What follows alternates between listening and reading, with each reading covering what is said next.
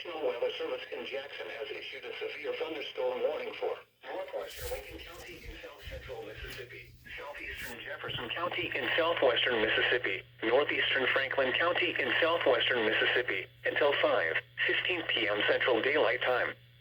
At 4:23 p.m. Central Daylight Time, a severe thunderstorm was located over McCall Creek, or 11 miles east of Medville, moving north at 15 miles per hour. Hazard, 60 miles per hour wind gusts and quarter-size hail. Source, radar indicated. Impact, hail damage to vehicles is expected. Expect wind damage to roofs, siding, and trees.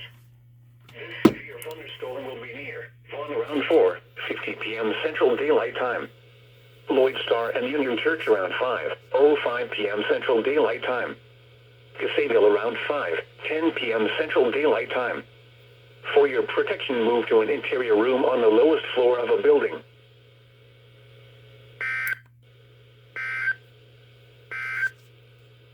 The National Weather Service